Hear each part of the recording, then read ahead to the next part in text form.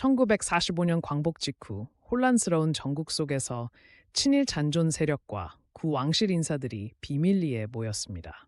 이들은 대한제국의 왕정 복고를 논의하며 정치적 공백을 틈타 권력을 장악하려 했습니다.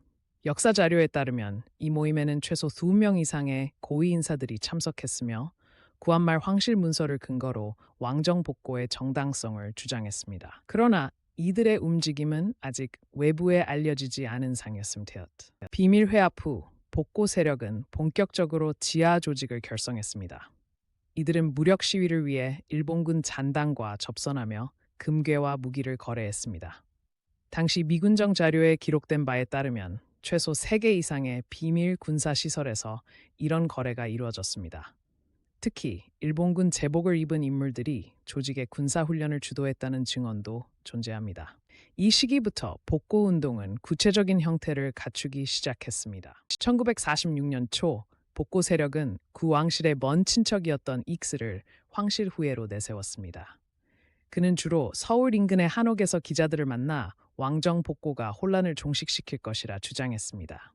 역사가들의 분석에 따르면 그는 실제 왕족과의 혈통적 연결이 약했지만 당시 대중의 향수 심리를 이용했습니다. 이 시기부터 복고운동은 공개적인 선전 단계로 접어들었습니다. 1946년 중반 복고 세력은 전단지와 라디오 방송을 통해 적극적인 선전을 시작했습니다. 왕정이 가져올 평화를 강조한 이들의 선전물은 주로 시골 지역에 배포되었습니다. 당시 기록에 따르면 최소 5,000장 이상의 전단지가 서울과 경기도 일대에 퍼졌습니다. 특히 일제강점기의 향수와 혼란한 전국을 틈타 일부 농촌 지역에서 지지를 얻기도 했으나 지식인층으로부터는 강한 비판을 받았습니다. 1946년 말 미군정 정보부는 이상한 동향을 감지하고 조사에 착수했습니다. 미군 장교들은 서울 시내의 지도에 핀을 꽂으며 복고 세력의 활동 반경을 추적했습니다.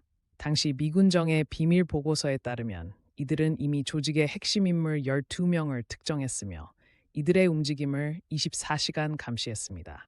특히 일본군 잔당과의 연계 가능성에 주목하며 본격적인 첩보 작전을 펼쳤습니다. 1947년 초 미군정의 압박이 강화되자 복고 세력 내부에서 심각한 갈등이 발생했습니다. 친일 경력이 있는 구관료파와 청년혁명파가 주도권을 놓고 충돌했습니다. 당시 생존자의 증언에 따르면 한 비밀 회의에서 유리잔이 깨지고 총격까지 오가는 상황이 벌어졌습니다.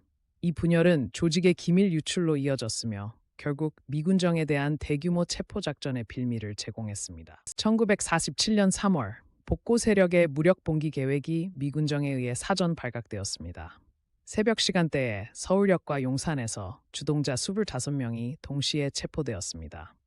당시 신문 보도에 따르면 이들은 일본제 권총과 수류탄을 소지하고 있었으며 황실 복고를 위한 최후의 발악을 준비 중이었습니다. 이 사건으로 왕정 복고 운동은 사실상 종식되었습니다. 체포 사건 이후 왕정 복고 운동은 공식 기록에서 거의 삭제되었습니다. 주동자들은 재판 없이 제주도와 진도 등지로 유배되었으며 관련 문서 대부분이 소각되었습니다. 역사학자들의 연구에 따르면 이 사건은 냉전 초기 미국의 정책과 맞물려 의도적으로 은폐되었습니다. 현재까지도 이 사건에 대한 완전한 진상은 베일에 가려져 있습니다. 왕정 복고 시도는 해방 전국이 얼마나 혼란스러웠는지를 보여주는 사례입니다. 이 사건은 단순한 반동이 아니라 일제 잔재와 권력 공백, 대중의 불안이 복합적으로 작용한 결과였습니다. 오늘날 역사학계는 이를 한국 현대사의 중요한 전환점으로 평가하며 민주주의의 소중함을 일깨워주는 사례로 연구하고 있습니다. 이제야 비로소 이 사건의 진실이 조금씩 밝혀지고 있습니다.